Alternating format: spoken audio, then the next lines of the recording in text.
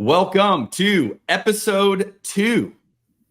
Today I'm joined with a guest. I'm so excited. We're going to have so much fun. This Cabernet and Prey began last week starting us off, and now we get to have some fun with one of my favorite people. This guy is so incredible. His name's Tyler Johnson. He's been a friend of mine for a long time. Before I bring him in, I want to just give you a little intro so you can set the stage of what kind of a guy we're dealing with here.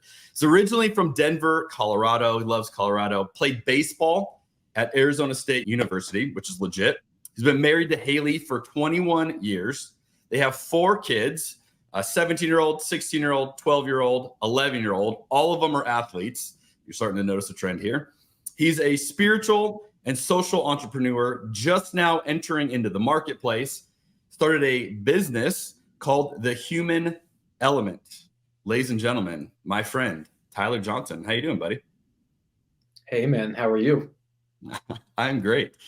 For those of you who are just listening to the audio version of this, you can't see, but Tyler is somewhere up north. He's rocking cabin vibes behind him. So where are you at right now? I'm in Flagstaff, Arizona, which is very nice to get out of the heat. You're a smart one. I am not in Flagstaff, so the rest of us will rough it for you. All right, Tyler, anything else we need to know about you that didn't make the intro list? No, that's pretty good. I'm an active dad with 4 kids, as you said, that are all active in sports. So we're driving everywhere. My wife constantly says she's the unpaid Uber driver. So that's our life, like many people's. Many parents can relate to that feeling. Well, before we begin, many can relate. I have a sound effect to play, which means it's time to drink some wine. So I'm going to start us off. I'm going to share what I'm drinking today, and then we're going to find out what Tyler's drinking. So today I am drinking a 2021 Argyle Nusshaus Riesling, which is just a fun wine to talk about. Now, Riesling, I want to just throw it out there, I think is one of the most underrated white grapes that you may or may not have in your repertoire. Riesling can be made in all levels of sweetness. So sometimes people have like a sweet Riesling and they're like, oh, that was gross. I don't like that. But this is a very diverse grape and can do a whole lot. And the one I'm drinking right now is actually medium dry. So just a little bit of sweetness to it. And as I was tasting this earlier, amazing honeysuckle, apple notes. Because I'm not up north like Tyler is, this is very refreshing on a hot Arizona day. And Argyle is a winery that's actually right down the street from our rental home in Oregon. In fact, from our front porch of our wine home, you can see Argyle. And when they do like concerts and stuff, we can hear them from our front porch. So super cool that they offer an Oregon Riesling. That's what I'm drinking today. Tyler, what are you drinking? I am drinking an Italian wine. So I love Italy. I was going to Italy at least twice a year. And I actually have a Farneto Rosso Giandon is what it's called. And it's actually a fermented red wine, which I'd never had until I was in Italy. And they handed it to me and I tried it. So it's like a 2019, so not very old. But it is a very unique flavor and kind of steps back a little bit. Like that's very unique and good. So I'm enjoying it as you enjoy your Riesling. There we go. Love it. Okay, so Tyler, lately you have been sending me photos of wine bottles, and not just any wine bottles, but like really nice wine bottles. And you've been drinking these with some interesting people in some unique settings. Tell us a little bit about some of these bottles you've been sending me. Yeah, so my best wine story, which you may get into. Lately, I've been actually drinking some old 1990s Zinfandels. We were into an 80s Cabernet the other day. There's a bunch of guys I know in the baseball world, which is something, Jeremy, you and I have in common, is we both love baseball.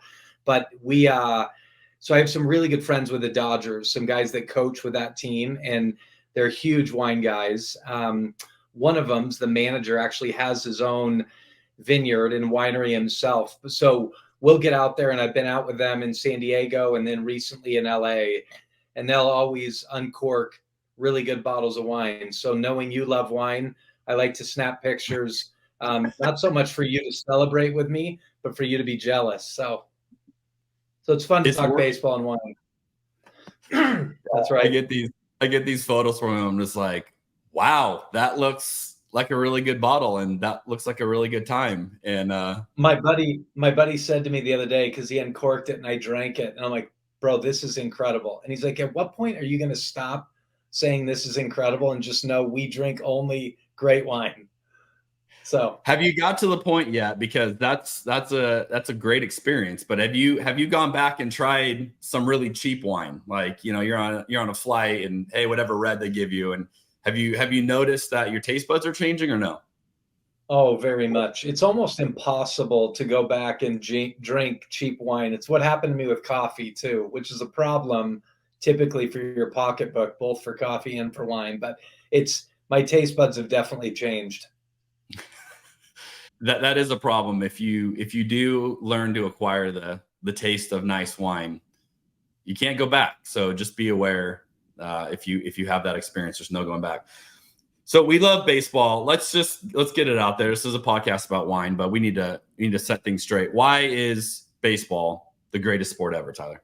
Yeah, I mean, I love it. I grew up with it, so I love it because I grew up with it. But I think it's the best sport ever because there's an incredible amount of detail. There's unbelievable amounts of strategy.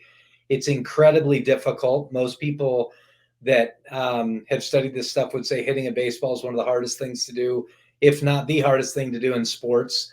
So watching the level of skill and strategy, and the fact that it's a great sport for Americans because it necessitates more patience than any of us have anymore. Yeah, and I love when people say, you know, that's such a boring game.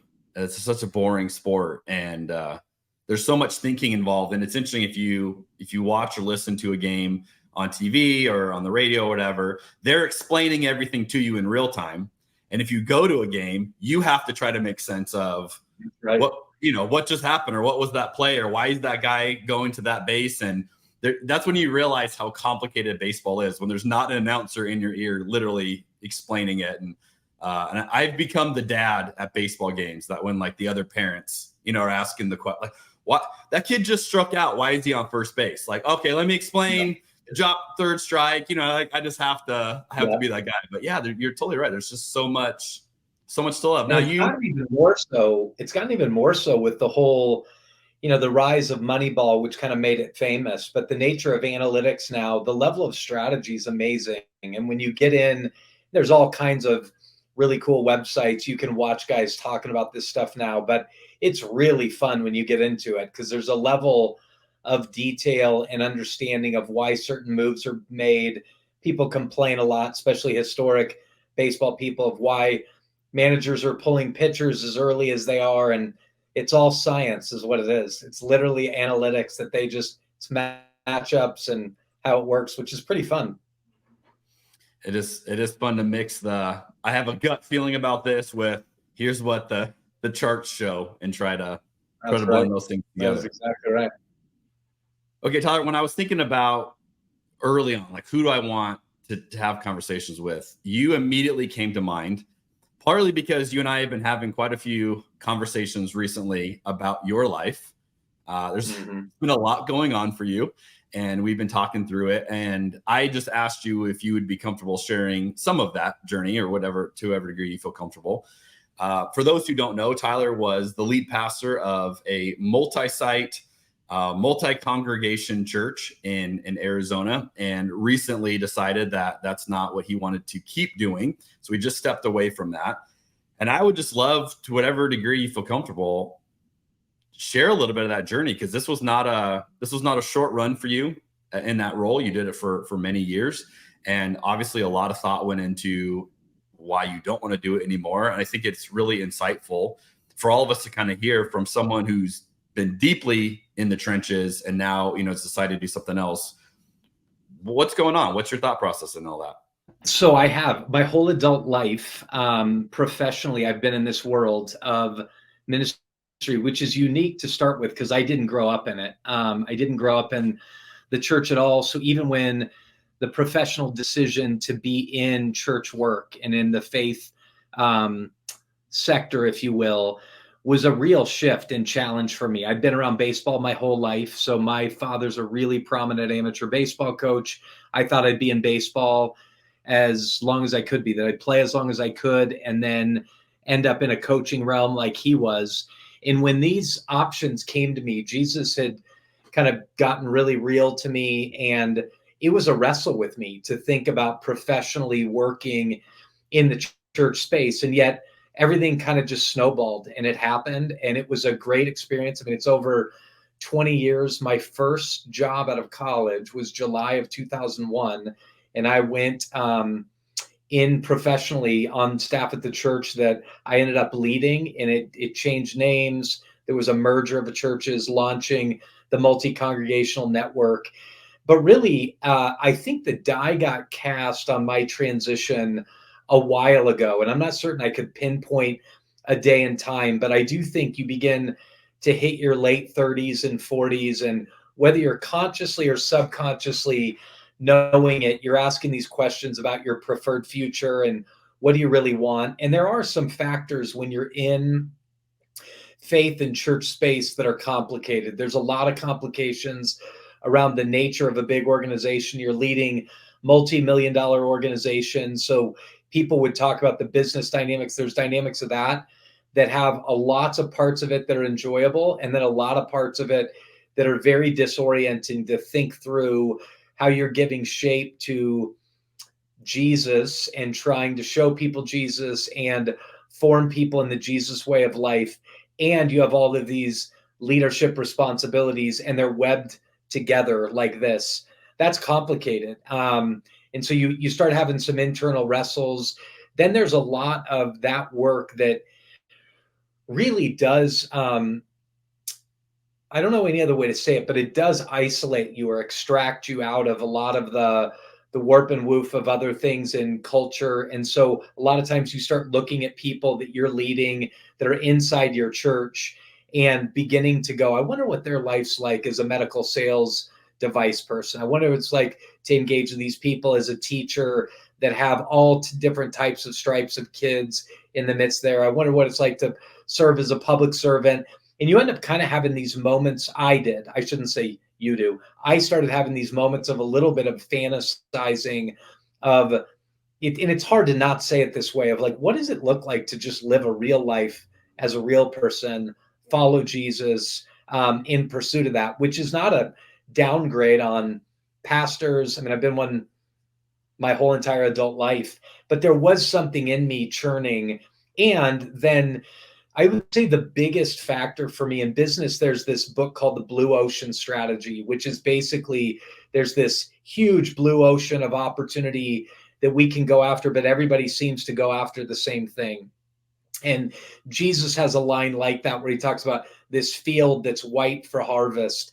And I just began to be very compelled to say, I'd rather spend my time in a wider lane that has more complexity, more surprise, many more people of difference. And so, like I said, the die was cast. I made the decision just recently. There was a definite push-pull factor to it, meaning there were things pushing me out and things pulling me out. But yeah, I mean, that's the general rule is me looking at my future and just saying, as I think about a preferred future, I grew in certainty that I didn't want it to be there. Now, I think what might be surprising for some people is in your position, with a leadership role and in so many local different churches, that would seem to be, I think from the outside at least, a very wide possibility for you. Like, well, what is it you couldn't do with that? You have influence in all these churches. Isn't that kind of the pinnacle of what you can do? Why was that model limiting? Why did you feel like, hey, I can't actually do some of these things? Speak to maybe some of the complications of the church model. I mean, on one, there is complications, and I would be amiss to not also say there is a moment you lead inside where you begin to realize where you want to take something may either be where they don't necessarily want to go, or they don't want to go as far as you'd want to go. And there's a moment where you just go, because of all these varying factors, I'm not the person to lead this anymore. So it's not even just they're so bad, but you start going, I'm not fit to do this anymore. And for me, the limiting factors of I'm very curious about culture, about different kinds of people. I love crossing barriers and boundaries. And when you're leading Christian communities, there's a lot of people that's disruptive to. There's also a lot of people that go, is that the job you should be doing? The job of pastor is to care about those inside. And if not, go out. There's some pretty specific visions of what would be called evangelism. Go out, you can go out and share these things, but the idea of really doing life with people that are widely different, intense curiosity, starting at points of like bold, courageous conversations, but also a lot on like what's called appreciative inquiry, the idea of like, how do I see in these people lots of levels of appreciation? And that just adds a lot of complexity. I mean, it'd be a little bit at times, I'll give you an image. It can feel to people like if you were leading a restaurant that was a bistro, an American bistro, and you started going, you know what, I want to start serving Chinese food. And they're going, no, we're a bistro. Like, we're a bistro and you're trying to serve Chinese food. Well, if you're the chef of that restaurant and you go, well, my vision has always been to have a restaurant of multiple cuisines, you have this moment where you start wrestling with like, am I trying to do something new in a shell that didn't sign up for that? They didn't say. So those are the things I had to start wrestling with, is these things have been in me a really long time. I don't feel like these have been hidden things necessarily, but I would like to do this. And you start asking yourself questions like, maybe this really isn't. Jesus uses this language of when new things are going to be done. Interesting that we're on a podcast about wine, but he talks about if you take old wine and pour it into new wineskins, or new wine into old wineskins, you can burst the wineskin. And I started asking a lot of the new going into the old and bursting it, of like, are you just screwing the whole thing up in the midst of what's you're trying to do, what tried to happen? Does there need to be a different container? And in that image, for me, the container was just my profession. The first part of deciding, I do think I'm coming to a point where whatever it is I want to pour into this isn't the container. I'm supposed to be the one. As far as what I'm pouring, I'm not supposed to continue to pour it into this container. That new wineskin image takes on a whole different connotation with the restaurant analogy, of bringing the Chinese food into the bistro and you break the Chinese restaurant, Yeah, that's right. That's right. That's really good. I like that. Okay. So I have some similarities with your journey, obviously a lot that's different.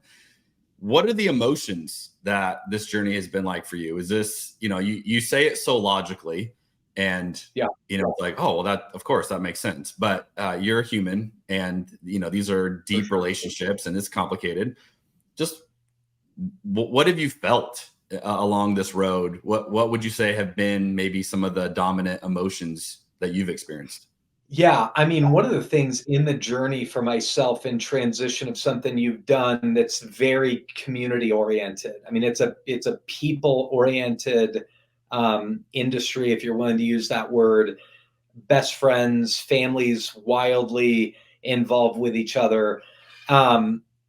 Because I'm not short on convictions, so I have a lot of convictions about a lot of things, and where I aspired and desired to see our churches go, where there might be resistance, there was definite sadness to it. There's sadness both to like whatever it was that you weren't able to accomplish. There was sadness over what I feel like were failures in my own leadership. Then there was just sadness that it couldn't happen. Then you have all the relational sadness of there's just a reality in real life of proximity matters. And when you start going, I'm not going to be as proximate to these people, I'm not going to see them. That's sad. The other part is when there's people you've had great relationships for a really long time that you don't agree on a lot of stuff. And at some Mhm. points, people are really mad at you. That's an awkward thing to navigate. Mhm. People feel like your leadership was poor. That's an awkward thing to navigate. Um, so yeah, I mean, one of the things I've had to really work on is getting out of my head, because I can be logical, and I think I have a human first approach to understanding a lot. So I can rationalize a lot. And there was seasons of this journey, because it's been multiple years in the making, that were more disorienting than others. And one of the things I would say a lot, because you just said this about you sound so rational, is I'd say my head can make sense of this, my heart can't.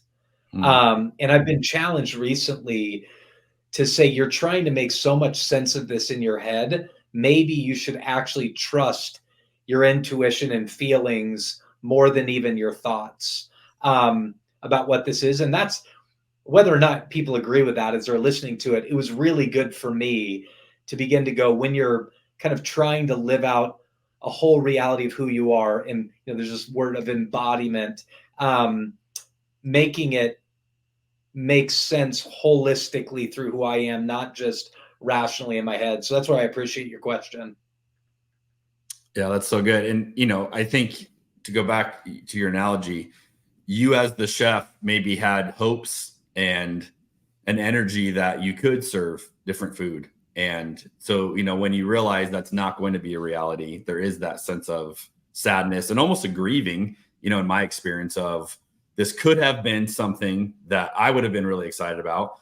And for a variety of reasons, it's not going to be that. And so you almost have to let that dream die, so that, these things that God has planted in you, these excitements, these convictions, to use your word, they're able to be manifest in new ways. And now you've ended one season very nobly, and a tremendous amount of courage. I just will say publicly, I've said this to you, to your face, but just immensely respect you for how you have led for many years, and for how you're handling this season of transition, where you're right. It's an awkward thing to be in that seat and have the criticism aimed at you, because this isn't what I thought it should be. And I don't understand why can't you just keep serving Chinese food? Well, I feel like there's something else, or why can't you just be the bistro, or, whatever it is. I really admire how you've done that. So for all of us in evangelicalism, or whatever we're in, thank you. That's one of the things about this that's so, I'll just say this quick, but that is confusing, maybe the word. I don't know if disorienting is too strong or not. It feels disorienting. But is when you go, I know we could get there. I know we could do this. And you go, and I think it's really important. So it isn't just like, hey, I have a creative itch I want to scratch. And you all are going to be pulses of what this is. But these senses of like, there's a way you understand the kingdom. There's a way you understand the context that you're living in. There's a way you understand leadership. And when those things begin to be pressed upon and they get very personified to you, it's a deep internal wrestling match for sure. One of the things that has come out of your convictions is something I introduced called the human element. Why don't you tell us a little bit more? What is that? Yeah, so as a concept, it's basically saying there's various forms of capital. The one you think about all the time is financial capital, and there's different kinds of assets and liabilities when you begin to think about money, but really trying to say the most potent form of capital any leader ever has is its people.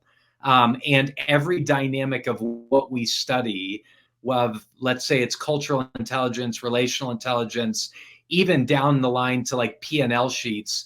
P&L sheets at the core, when you get underneath it, is about human interaction. Economies are about human interaction.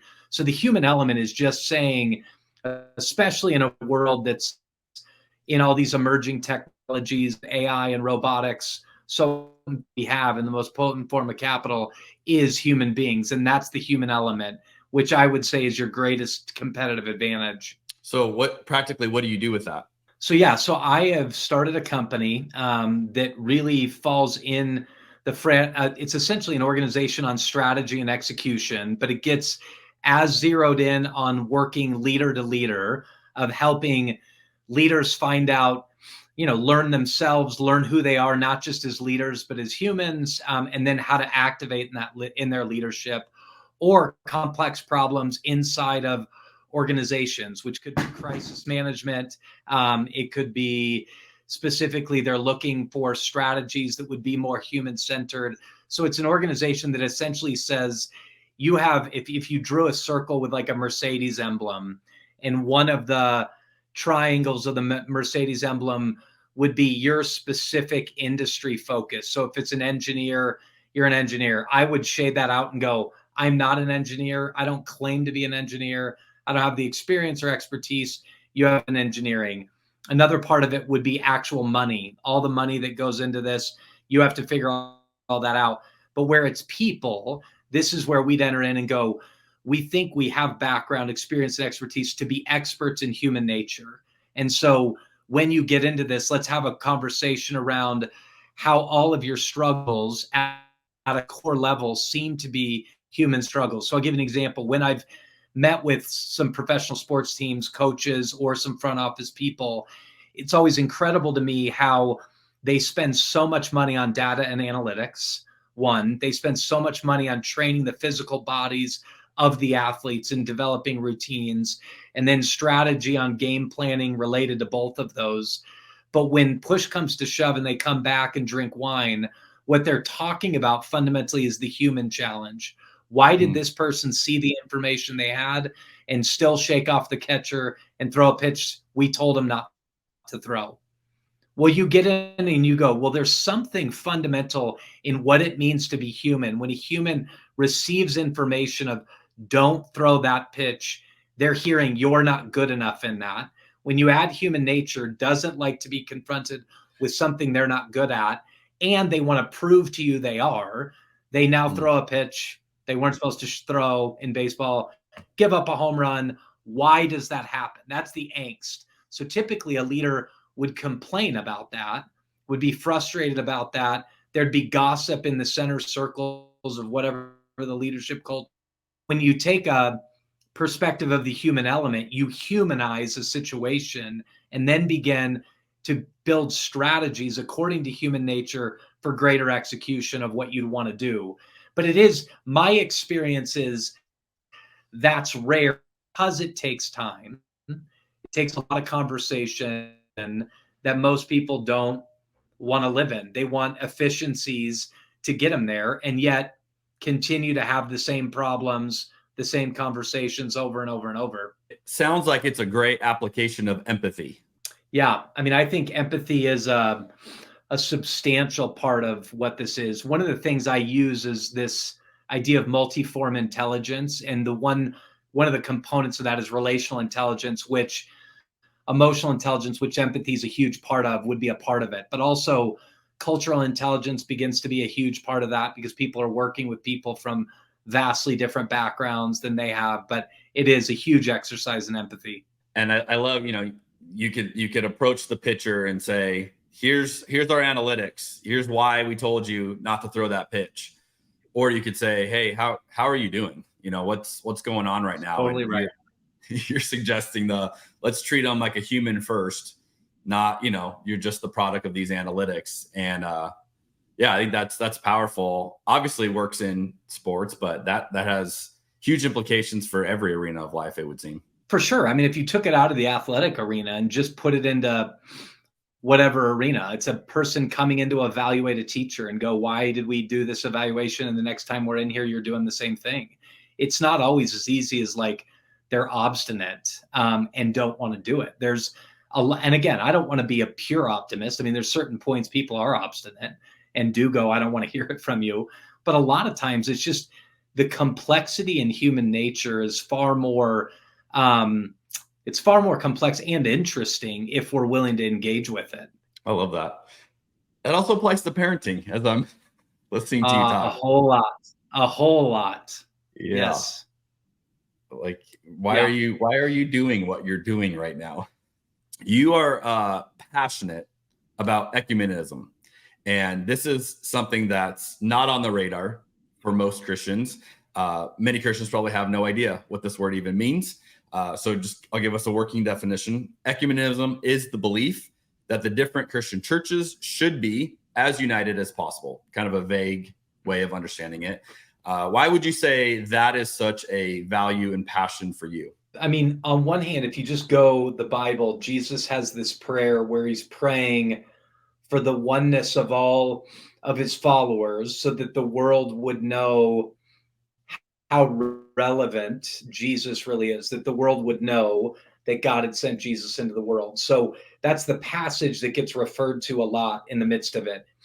There's another part of that of why I think that's true is there is this sense of and the Apostle Paul talks about this in the book of Ephesians, of this manifold wisdom of God, which is this like multicolored nature of who God is expressed in diversity. So this idea of distinct, equal, and one is humanity. And so there's a lot of appeals out there by some Christian leaders, Pope Francis being one, around human beings walking in social friendship and in fraternity. But when it comes to Christians, it's the notion of being curious and believing the genius is inside the total whole of the body of Christ, not just in one part of it. So my experience with it is I have grown deeper in my faith the more I've been around Christians of difference from me, of different theological beliefs, different cultural beliefs, different historic Christian traditions in the midst of it. So there's a better, in the sense of like better together. If we were together, collective impact, that's true.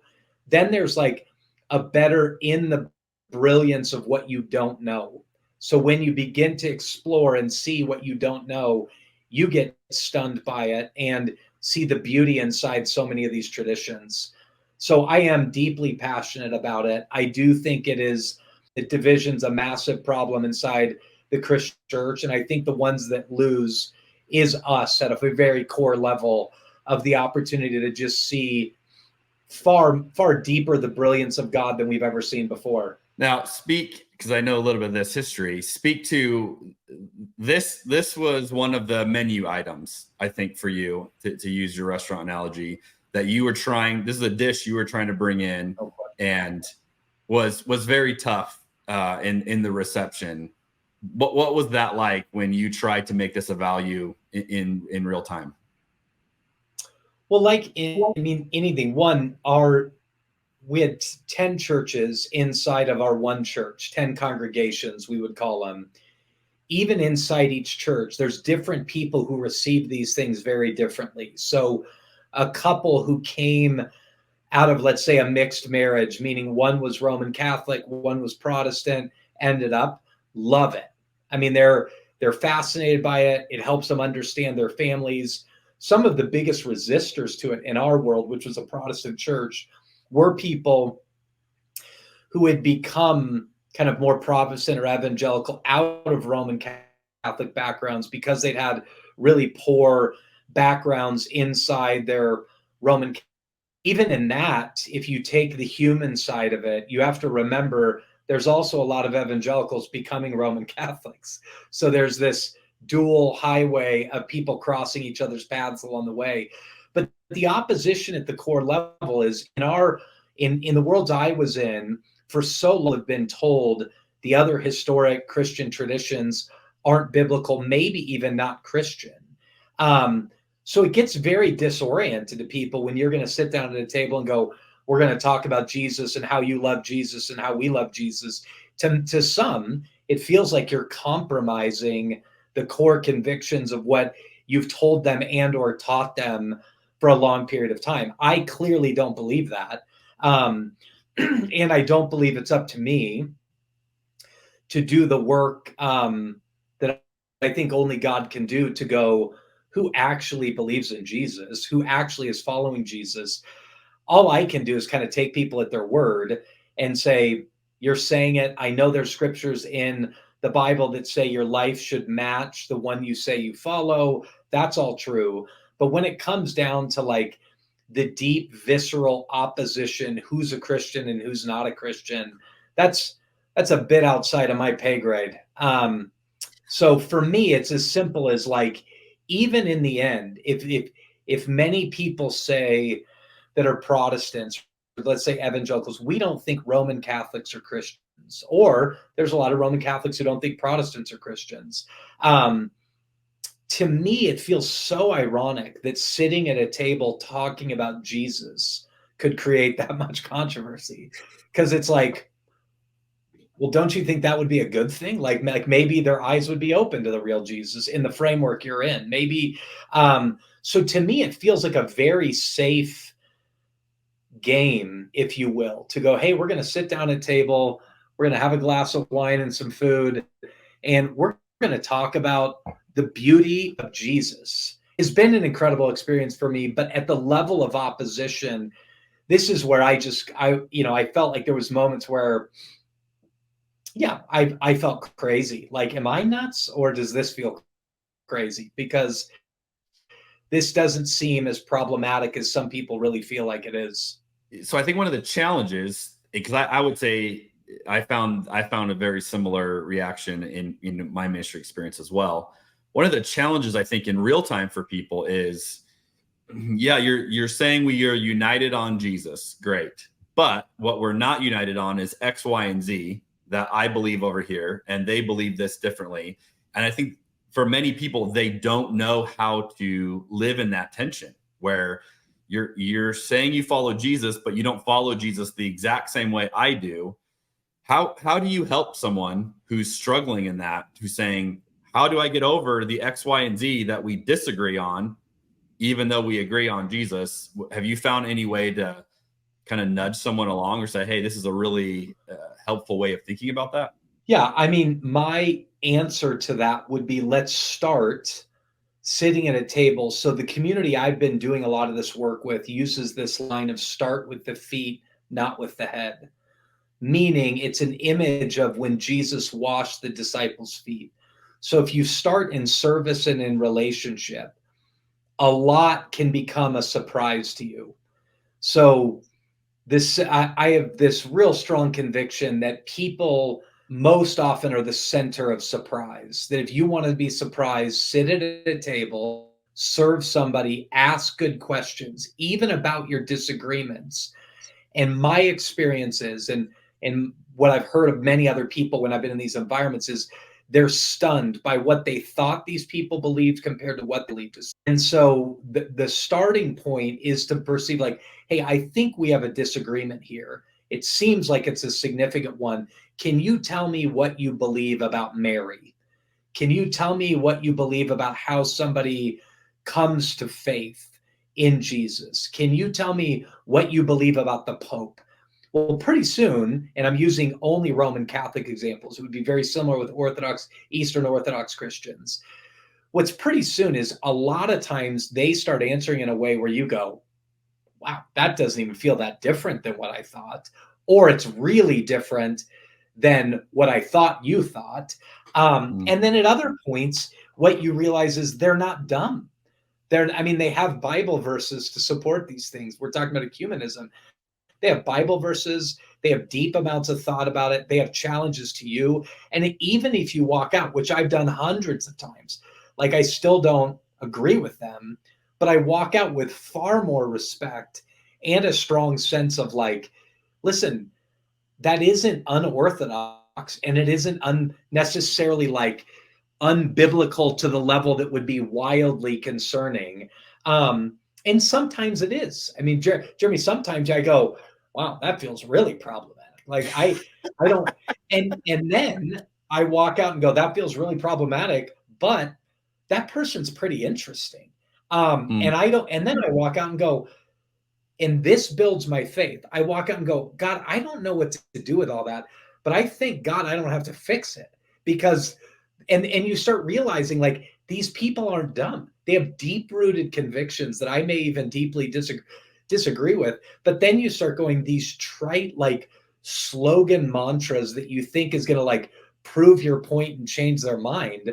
Just doesn't happen. So then I go, let's say it was something I really did feel burdened by and wanted to change their mind. Then the question of like, how do paradigm shifts actually happen? And I think they happen in the context of relationship and in the context of love, not in the context predominantly in debate. I'm not saying no one's ever changed their mind in a debate, but I think long-standing real shifts happen in relationship. And let's say one more line, you can get somebody to agree with you in a moment, maybe just because you're being a jerk, and they're like, just get me out of here. I'll say anything to just get out of this conversation because this person is annoying. Well, that's not what would, if it concerns you at a deep level, you're not looking for just cognitive assent, but an honest shift of a change of mind. And I think that happens in the context of love and relationship far more than it does verbal battery or social media battles. Yeah, that's exactly right. All right, that's Typing a good time battery for us to take a little drink break.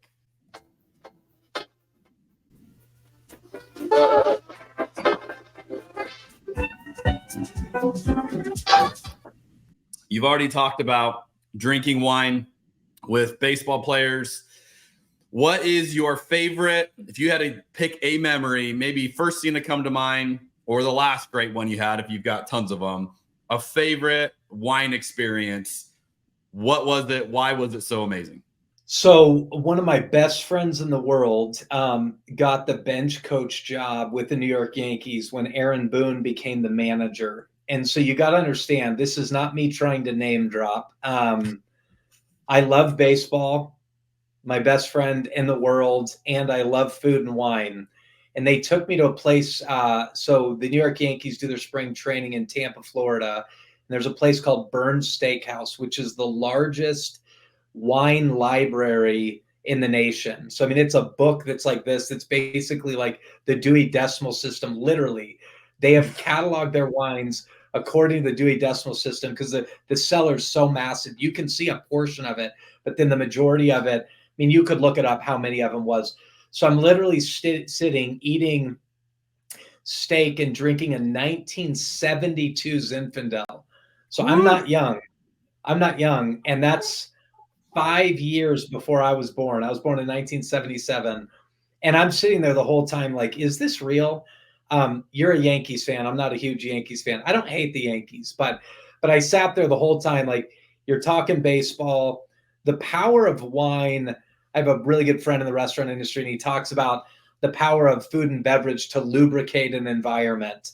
Totally. And some of the best friendship moments I've had have been like that. So that night, the dining experience was insane. The wine was insane. They have a separate dessert room that you sit in wine barrel caskets, like big wine caskets are the seats so that they put them inside. So the whole experience was just absurd. I mean, absolutely absurd.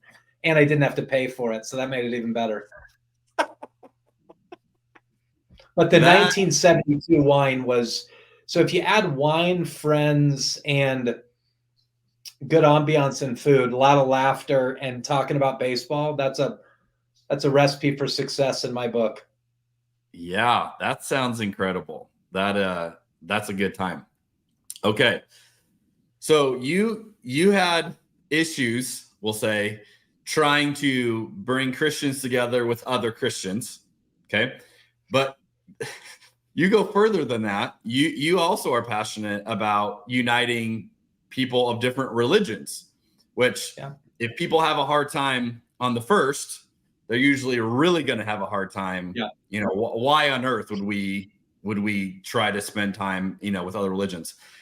Why is that a passion for you? What have you seen in that? Yeah. So let me just start and say, I don't think they're the same thing, but it is the same strategy and methodology, which is relationship. So, if to walk in and say to a Muslim, we're basically the same thing, is offensive to a lot of Muslims. Mm-hmm. It's offensive to a Jew. Like, I've had a rabbi say to me, listen, I'm not a Christian, which is different than when you're sitting with a Roman Catholic and with a Orthodox person who all affirm the historic Christian creeds going, listen, we all believe in Jesus. Those are not the same things.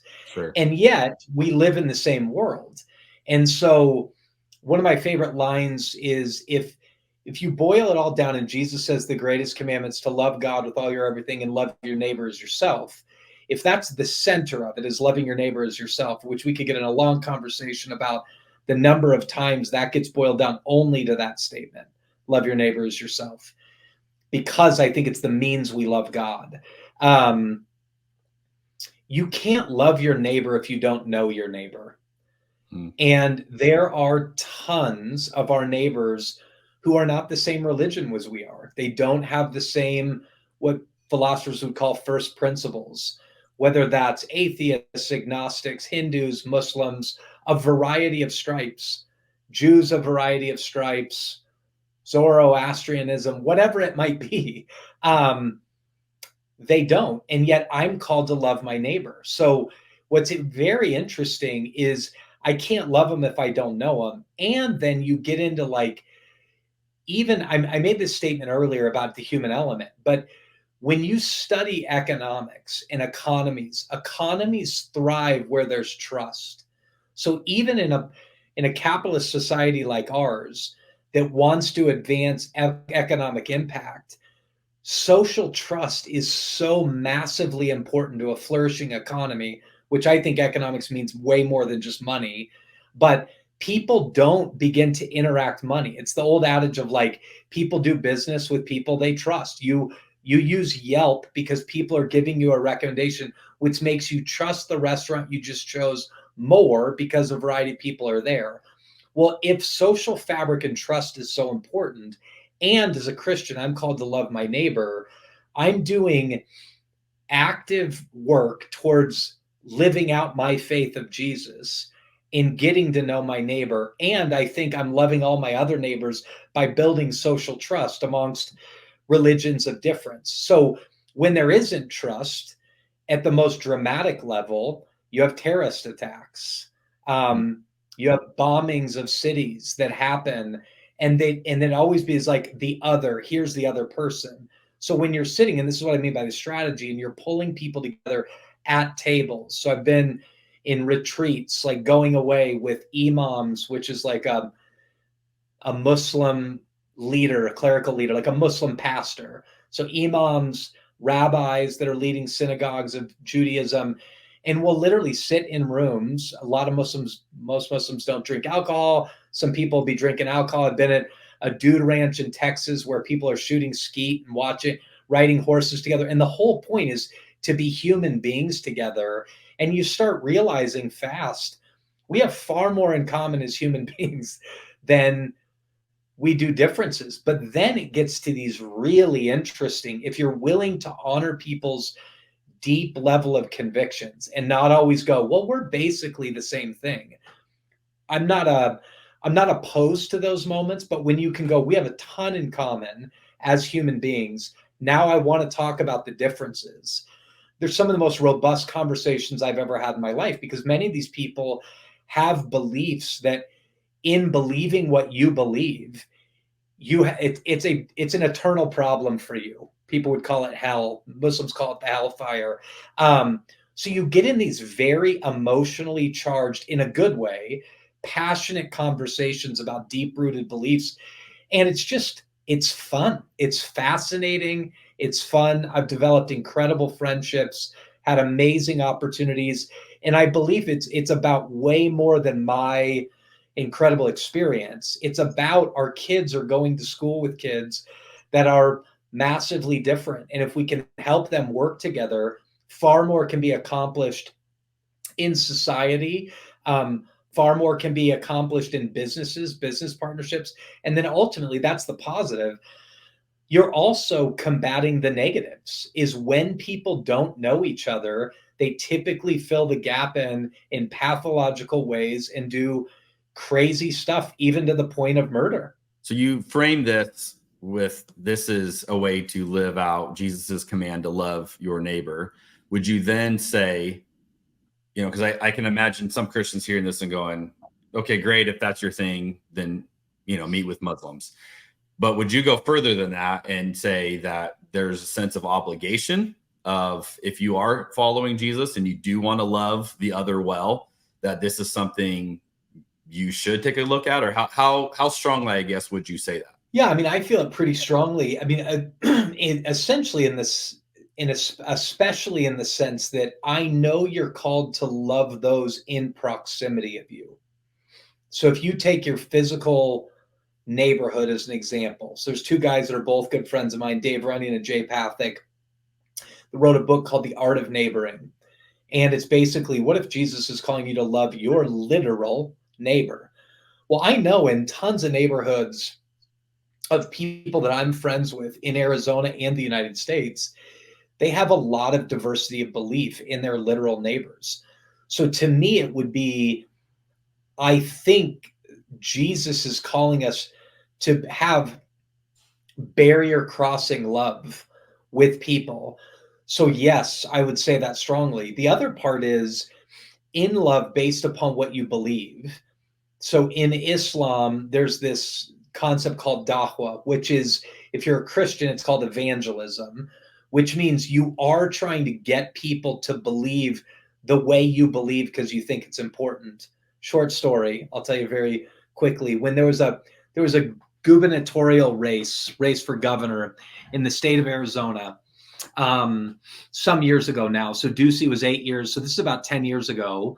There was a man named Fred Duvall running against Doug Ducey. And the Democrats were asking all these questions because the evangelicals had begun to rise in the political climate. And I had an opportunity to go in and talk to the campaign headquarters for Fred Duvall, a Democratic candidate for governor.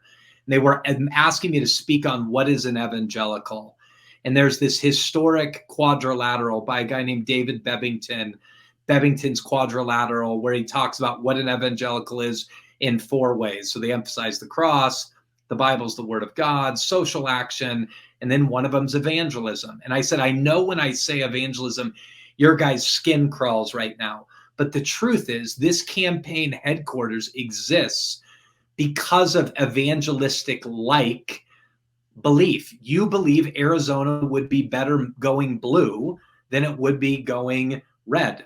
That's why you exist. You're trying to persuade people. I'm in the room because you're trying to persuade evangelicals to vote Democratic. So at the core level, when you have any deep conviction, you want to share it and persuade people to love wine, Cabernet and Pray. I mean, part of it is going, you're trying to do that. So I don't necessarily think evangelism is a bad thing. I think it's a human thing. So even in that, when you get into the multi-faith conversations, when I sit there and have led many of these, I'll say, will you give me 2 reasons why you'd sit at a table like this with people of big difference? My answers every time are, 1, I follow Jesus and Jesus calls me to love my neighbor, and I can't love my neighbor if I don't know my neighbor, which I shared. And number 2 is, I really want you guys to see and to understand the beauty of Jesus, the way I see and understand the beauty of Jesus, which is evangelism. So some people are much more like, I've got 4 points, I'm going to share them because I want you to know Jesus. Even in that idea, you have to get in proximity with people to share Jesus with them. Now, I would argue you should do it in a far more relational context than sitting on the side of the road screaming. That's my opinion. But that's so yes, I would. I mean, that's a long answer to say. I could have just said yes, I think people should. I would also say it as an invitation of, I think when you get around people different than you, whether they're Christians who are different than you, if you're a Christian, they're Muslims, they're Hindus, whatever, they're people that have piercings all of themselves, you will be stunned how amazing human beings are. If you're willing to sit and listen, hear stories, ask good questions, be far more, as a Christian, practice this wisdom that comes of be quick to listen, slow to speak. Yeah, I mean, it's the power of curiosity. Yes. That's so good, Tyler. One of the things that I love about you, and this is woven in between all of this, you have a heart for people in the margins and the people who get overlooked and the people who don't seem to get invited to these tables or these, these conversations. And you've done it in a way, and this is why I admire you on a personal level, is I've seen that you do it in a way that has cost you. So that it's not just a theoretical, hey, I love them out there, but I'm going to invest whatever I can to try to, to meet them. How has the idea of people on the margins, in the way you understand the world and the way you understand society, how has that shaped you? Yeah, massively. I mean, I mean this. I couldn't answer that question without believing. I really do believe Jesus, looking at the person of Jesus, that Jesus is the clue and the key to the world. Like, I really do. So Martin Luther King Jr. had this statement where he said, love is the key that unlocks the door to ultimate reality. And if God is love and Jesus is God, when you're in Jesus, this is now the margins. If you really believe seeing the world through Jesus's eyes unlocks the door to ultimate reality, if you get inside of Jesus and look through his eyes, which interestingly enough is language that the New Testament uses over and over and over for those who have faith in Jesus, is that you're in Christ. If I'm looking through his eyes, who does Jesus always see first? If you're reading the Gospels, which was Matthew, Mark, Luke, or John, and you go, who are the people that when the scene slows down are always in closest proximity to, and if I'm looking through Jesus' eyes, who do I see first? It's the woman who's bleeding. Even when he goes to Simon the Pharisee's house and the woman of the city comes in, he turns towards her. When the woman's caught in adultery, he gets low to see the world through her. And I just really believe you don't see reality unless you see first through the margins. Like I literally think it is impossible, which is even the nature of the way the Bible talks about the kingdom. The first will be last, the last will be first, is this ordering, which I do think is prioritization, which many people really struggle with that language. But there is a prioritization, I think, for this reason, because these people are never prioritized. But I think it goes even a step further, that it isn't just prioritize them because they're never prioritized, which is true, I think. There is something about reality that cannot be seen but through the lens of intense suffering and marginalization. I believe that to the core of my being, is that it orders reality in a way you never can if you're drinking wine with the chummies all the time. That's powerful. And I love that you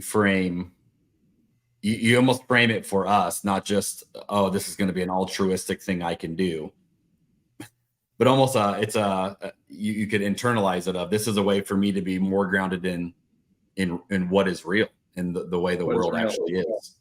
And so many of us run from that. I think that's it. And what we don't run from is wanting life. So what we run to so often is to try to retain whatever life, even if it's life support we're on, is just keep it going. Or we run to alcohol, or we scroll our phone, ultimately to like take care of our anxiety, but to get as much life as we possibly can. So I like saying to people a lot, you want life that's worthy of the word. And I'll say capital L, capital I, capital F, capital E. Jesus says he came to give us life and give it to the full.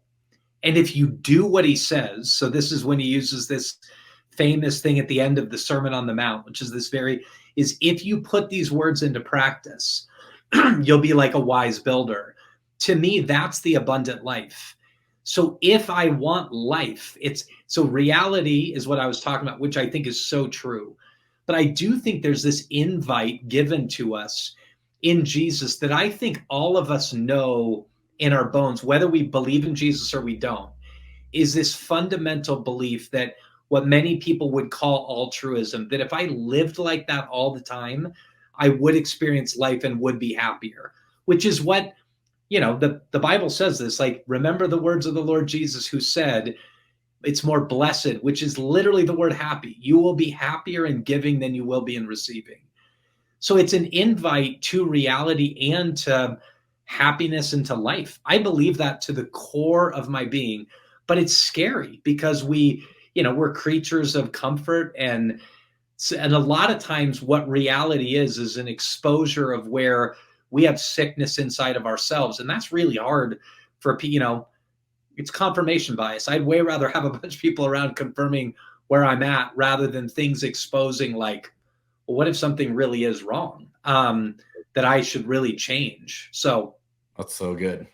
Okay, I want to wind this down with a couple of questions I'm planning on asking every guest, whether they're in the ministry side or the wine side, just because these are human questions that I think we can all relate with. So first one is, what's the problem you're trying to solve in this new season of career, life, whatever?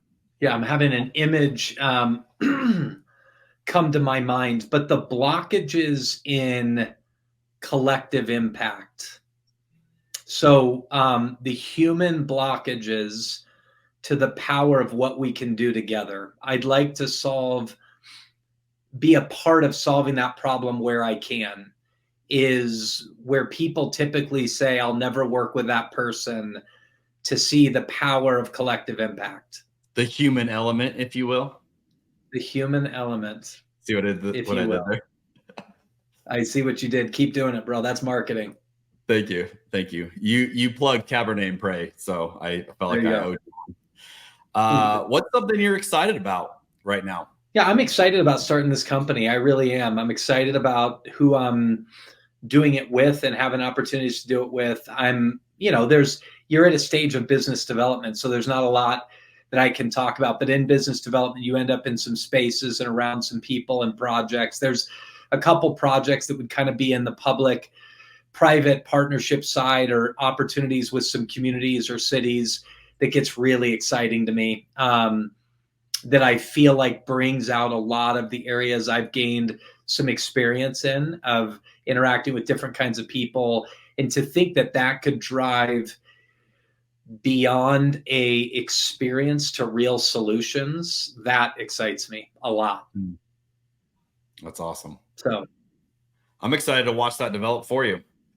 Okay, anything you want to plug for our audience to check out, find more about things that you're working on?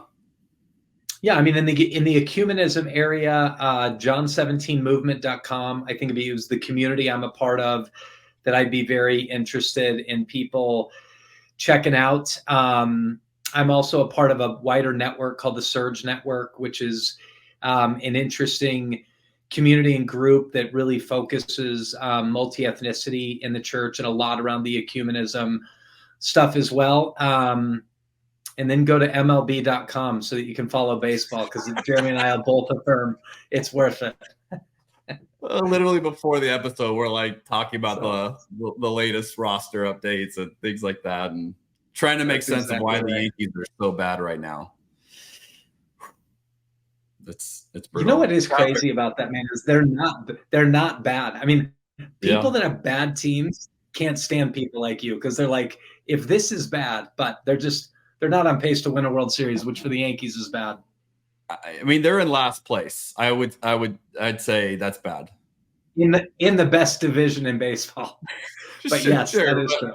But when you're sitting in the last place, you're I know that is true. Hopes aren't high. So we're not talking World Series. We're talking, I don't think they're going to keep playing once everyone's done. I don't think they will either, which is crazy. But well, Tyler, seriously, this has been so good, and I love that new people are going to get exposed to these ideas and to your heart and to a different way of following Jesus, and kind of elevating the person of Jesus above a lot of the systems and things that sometimes we can get lost in. I love your phrase, start with the feet, not with the head. And there's so many ways we go about this, and then we go, yeah, it's not working, or it's not, this is the way it is. And Jesus is like, no, there's a better way to do it. And one of the things I'm just grateful for you and for your friendship is that you inspire that in me. You bring that out in me, and I'm better for that. So thanks for taking the time to do this. And dude, love you immensely, bro. Love you, bro, a lot. Appreciate you a ton. So thank you. All right, everybody. We'll be back next week with another guest, and we're going to go to the wine side of things. So we're gonna explore some wine industry, and it's going to be a good time. So we will check you out next week. Thanks for listening.